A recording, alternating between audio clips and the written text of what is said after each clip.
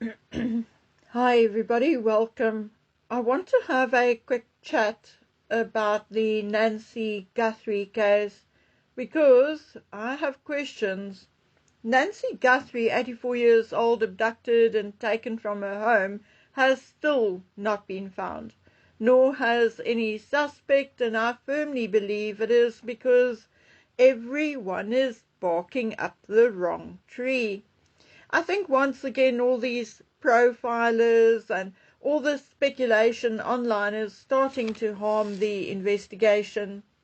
My daughter was the first one to say that Porch Guy is or may very well be Porch Gal.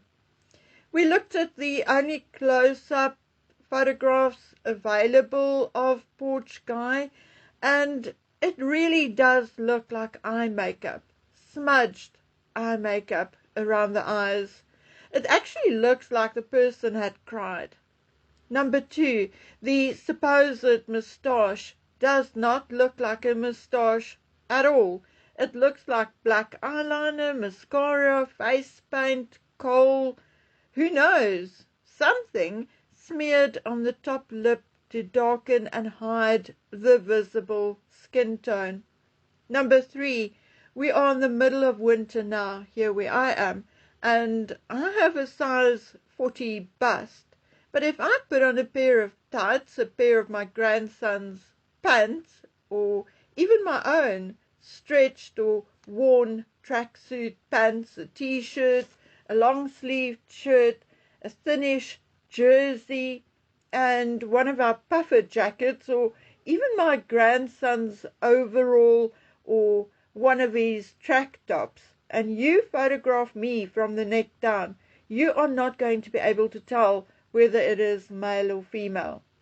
I mean, you just tuck my hair under a balaclava and there's no way you will be sure whether male or female until I open my mouth and speak.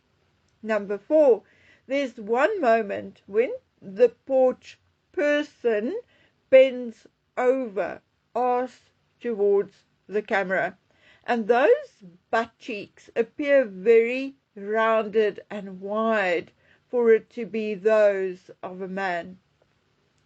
Everyone who is anyone talks about how cold and at ease this porch person was, calm and almost nonchalant.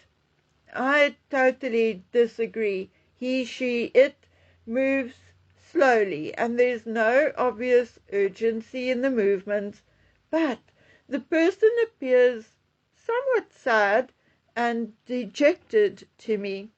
Why did the person try to obscure the camera first and not just pull it off or knock it off straight away? Maybe because the person did not want to cause damage to the property. The person, in my opinion, looked almost sad, moved slowly because he, she, it already knew what was happening inside and could do nothing to stop it and was just waiting for it to finish. To me, it looks more like someone biding their time, wanting it to be over for whatever is to happen, you know. There is a nervousness about the character, but not the jittery kind of nervousness. Okay. Now, the first major issue for me was this. During her interview with Hoda Cobb, Savannah told how her brother immediately knew it was an abduction. Now, is that really the first thing your head would go to? Remember, the footage was not available yet, so no one knew about Porch Guy or Porch Person yet. But even had they noticed the blood on the porch, there could have been so many scenarios. She could have tripped and fallen, hit her head and wandered off in a daze, an altercation, a murder. But no, he says specifically a abduction. There are a number of reasons why a person can aspirate blood. It need not be due to violence. Although now, knowing that there were people at her home that night, at the time at which she disappeared, we are all, quite rightly, assuming she was taken and the blood was due to some type of violence perpetrated against Nancy.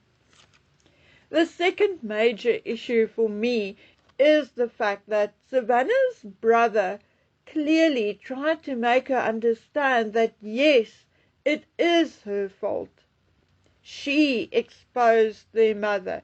She is the one with the money. Savannah again told Hoda Cobb that.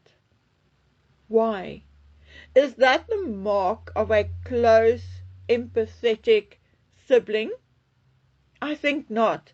To me it sounds slightly bitter and accusatory. It certainly does not sound like an empathetic older brother, an older brother trying to console and protect a younger sister.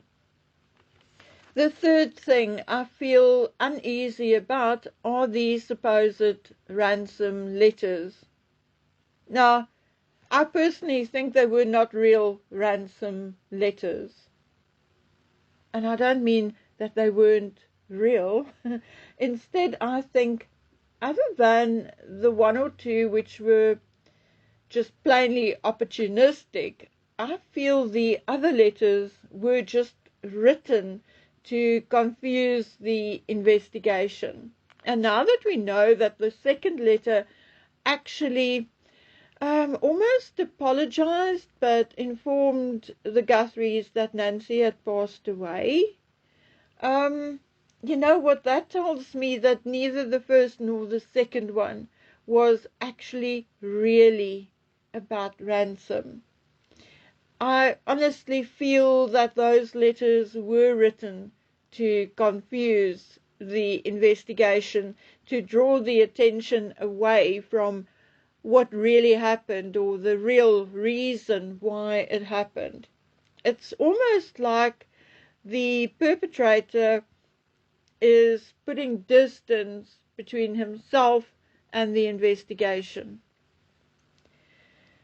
So I'm not saying they're not real letters. I believe they were real letters from somebody involved in the matter. But in my opinion, they were not really about money, but all about causing confusion. None of these letters, whether fake or not, were, in my opinion, to obtain anything. In my opinion, these people or person wanted attention, but the kind of attention that would distract from who he or she really is and what their real motive was. Why I feel this way, or why they thought they could do something like that, or why that may work, or whatever, the why behind it, I really have no idea. What I am wondering is why Savannah tried so hard to convince us that the letters were indeed nothing more. They were real, but nothing more than real ransom letters. She does not even try to put another connotation to them or nothing. Another question I have is, why did Annie suggest or map out a route the suspect did or could take? I mean, that is really just strange. There are a number of exits from the area in which Nancy lived, so why even suggest a route which is fully locked and loaded with cameras? Now, saying that, For as far as we know, there are no camera footage of a suspicious vehicle between 2 and 3 a.m. or thereabouts in the area, which in itself is again strange. I'm told the area in which Nancy lives is totally quiet and very dark at night. So you seriously want to tell me a vehicle with a bleeding Nancy drove away and did not disturb the silence, did not disturb the absolute dark, and was not caught on a single camera? That is very, very, very hard to believe, but even harder to find a reason for Annie to strongly suggest a particular getaway route, or any route at all. I mean, she wasn't there, or supposedly not there, when the crime was committed, so why and how would she even have a clue as to what direction these guys went after they took her mother? She's not supposed to know any of that. They were only supposed to arrive at her mother's home like midday the next day. Very strange. Even more strange, I cannot for the life of me understand why no one is actually talking about this.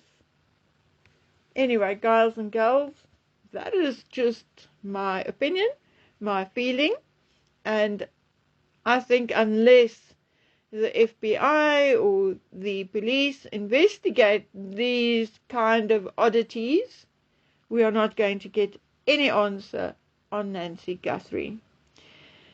Hopefully I'm wrong. Okay, until next time, please take good care of yourselves, stay vigilant, and stay safe. Bye.